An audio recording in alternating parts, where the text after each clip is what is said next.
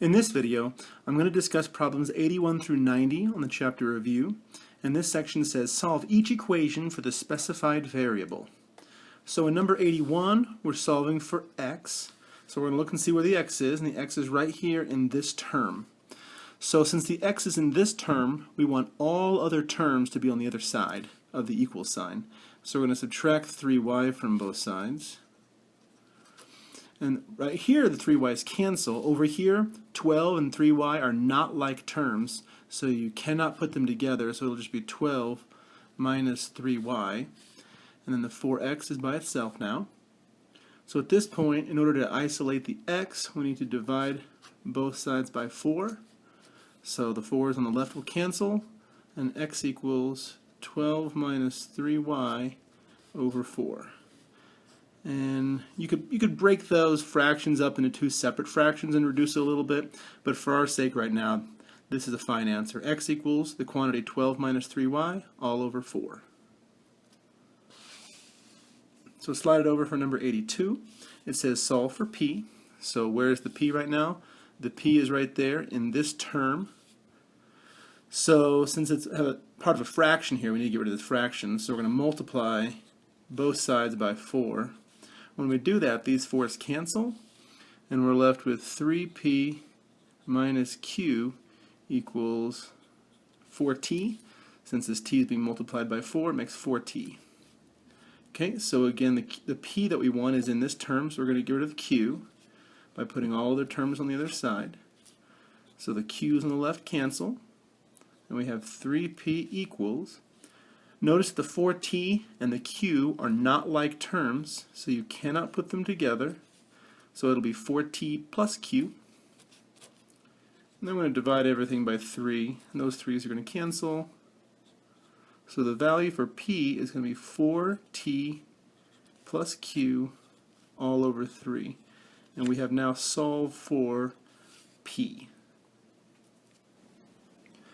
Number 83 has 5 times the quantity j minus k plus 2k equals 5, and we're solving for the j. So right now this j is part of all this business, so I need to use the distributive property and get rid of those parentheses. So it'll be 5j minus 5k plus 2k that's already there equals 5. I notice that these are like terms, so I can go ahead and put them together. So 5j. And I have negative 5k plus 2k, so negative 5 and 2 makes negative 3k equals 5. This term has my j, so I need to get rid of this other thing, put him on the other side.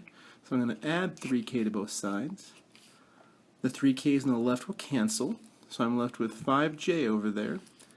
Notice this 5 and the 3k, not like terms, so I can't combine them, so I just write 5 plus 3k. And I can divide both sides by 5 in order to get the j all by itself. Those 5's will cancel, and I have j equals 5 plus 3k all over 5. And that's my answer right there. And as the first example I talked about, I mean, you could break these up into two separate fractions and say 5 over 5 plus 3k over 5. But for now, we're not going to worry about that. The only thing we're worried about is just getting this j, or whatever variable we're asking about. We just want to isolate it and get it all by itself. So we've solved for it. Number 84 is y equals mx plus b, which might be a familiar equation to you. But we're going to solve for m in this case. So this is the term that has my m. So I need to get rid of b from both sides. So here it'll cancel. On the left side, y and b are not like terms, so it'll be y minus b equals mx. Now we're solving for m, so I need to get rid of that x that's with it, so I'm going to divide both sides by x, which then cancels those two things out. So my y minus b all over x equals my m, or I can use the symmetric property and flip those two things around, and I could say m equals y minus b all over x. And that's the solution for number 84. Number 85 says u plus t equals 5 over r, and we're actually going to solve for the r, so we're going to solve for the thing that's down there in the denominator. So in order to do this, because it's in the denominator right now, we're going to get rid of the fraction by multiplying both sides by r. So it looked like this: r times u plus t equals 5, because those r's right there have canceled.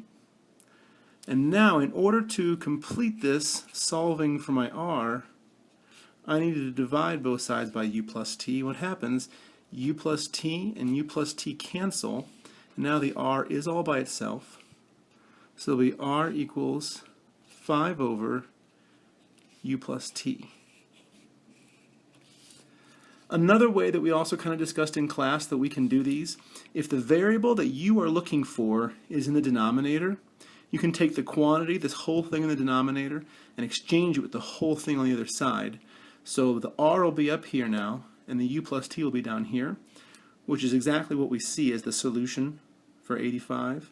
But we went through and used the properties of equality instead of just making an exchange like that. But that kind of exchange can be done.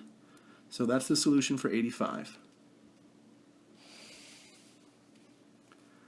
Okay, number 86 says L equals 2p plus m, and we're going to solve for p.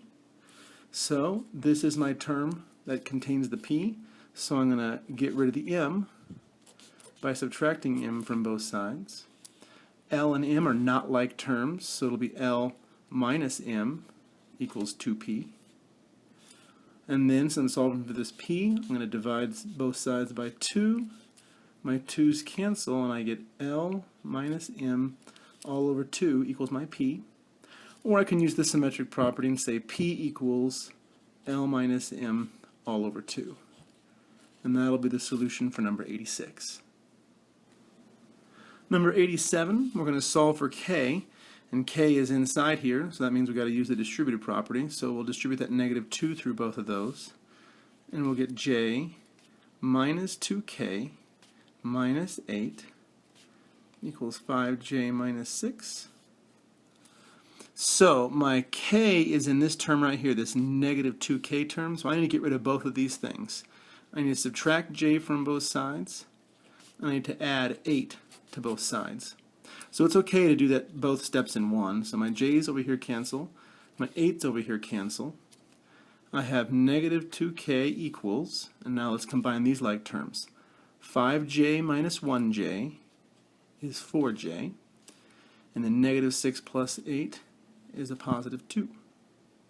So my k is almost solved for. I just need to divide both sides by a negative 2. So k equals 4j plus 2 all over negative 2. But we don't like to have the negative down here in the denominator.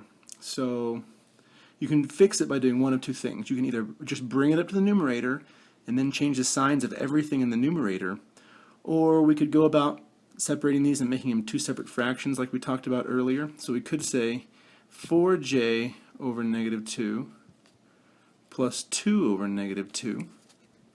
As we kind of move over a little bit, the 4 and the 2 will cancel to become a 2 and a 1, and the negative you're going to bring up top, so it'll be a negative 2j, and then 2 divided by negative 2 will be negative 1. So it looks like my k will equal this, so I'm going to go ahead and write it now. K equals negative 2j minus 1, and that's the solution for number 87. For number 88, I have I equals PRT. I'm going to solve for R. If you recognize this formula, this is simple interest. Interest equals principal times rate times time. So essentially we're solving for R, which is the rate. And because the rate is being multiplied by the P and the T, I'm going to divide both sides by that P and that T. So here the P's cancel, the T's cancel. You're left with your R right there, which that's what you want. And then you get I over PT. And then if you want to, you can just switch those two things around, use the symmetric property of equality and say R equals I over PT. And that'll be your solution for number 88. For number 89, we have the area formula for a trapezoid. Area equals 1/2 height times the quantity base 1 plus base 2. And we're going to solve for h. So we're actually going to solve for the height. Right now, this is being timesed by 1/2, or we can say multiplied by 1/2. So in order to get rid of that 1/2, I'm going to multiply both sides by 2 because I don't like that fraction. So the 2 here will cancel with the 2 here, and I end up with 2a equals h times the quantity base 1 plus base 2. Okay, now because I'm solving for h, I'm going to divide both sides by base 1 plus base 2. And it's okay to do that because then these will cancel. This base 1 and base 2 will cancel with this critter. And the reason that's okay to do that is because these are being multiplied right now. They're factors, and that would be like simplifying a fraction is by dividing the top and bottom by the same value, which is base 1 plus base 2. And you're left with twice the area over base 1 plus base 2 equals the height. Or if you wanted to, you could change it around the symmetric property like we've been doing and say the height is twice the area over base 1 plus base 2. And that'll be the solution for number 89. Number 90 is the final problem in this set, and it's P equals 2L plus 2W, which if you'll recognize is the perimeter for a rectangle, twice the length plus twice the width. In this case we're solving for W, so my W is in this term right here, so I need to get rid of the 2L term. So I'm going to subtract 2L from both sides. Here it cancels. These are not like terms, so I can't put them together. So I'm going to say P minus 2L equals 2W. And then in order to finish solving for this W, I'm going to divide both sides by 2. Here my 2's cancel. So I have P minus 2L all over 2. And like we've been doing, I can just switch those two guys around, and I can say W, or the width, equals the perimeter minus twice the length all over 2. So divided by 2 right there. Okay, and that's my solution for number 90. And that completes these last 10 problems.